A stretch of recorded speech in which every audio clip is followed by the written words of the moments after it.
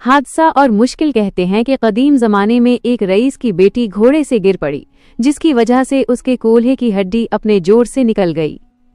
لڑکی کا باپ بہت پریشان تھا، اس نے بہت سے حکیموں کو بلایا، لیکن مسئلہ یہ تھا کہ لڑکی کسی غیر مرد کو اپنا جسم چھونے کی اجازت نہیں دیتی تھی۔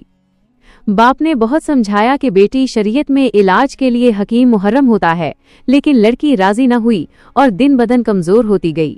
حکیم صاحب سے مشورہ آخر کار لوگوں نے مشورہ دیا کہ شہر سے باہر ایک بہت ہی ماہر اور حاذق حکیم رہتے ہیں، ان سے رابطہ کیا جائے۔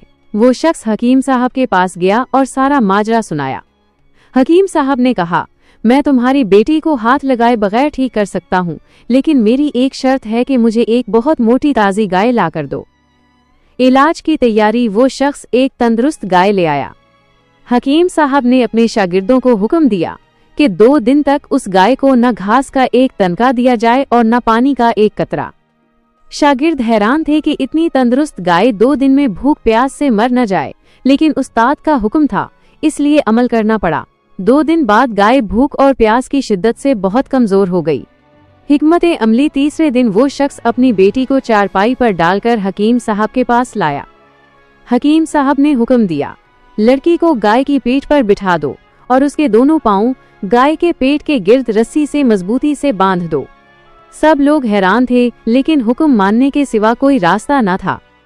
شفا اور معجزہ جب لڑکی کو باندھ دیا گیا تو حکیم صاحب نے گائے کے سامنے ڈھیر ساری گھاس اور نمک ملا ہوا پانی رکھ دیا۔ گائے 2 دن کی بھوک پیاس کی وجہ سے تیزی سے گھاس کھانے لگی اور نمکین پانی پینے لگی۔ پانی پینے سے گائے کا پیٹ تیزی سے پھولنے لگا۔ جیسے جیسے پیٹ پھولا، لڑکی کی ٹانگوں پر دباؤ بڑھتا گیا۔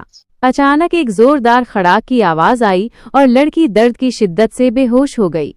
حکیم صاحب نے لڑکی کے باپ سے کہا، مبارک ہو، تمہاری بیٹی کے کولہے کی ہڈی واپس اپنی جگہ پر بیٹھ چکی ہے اور یہ گائے اب سے میری ہے۔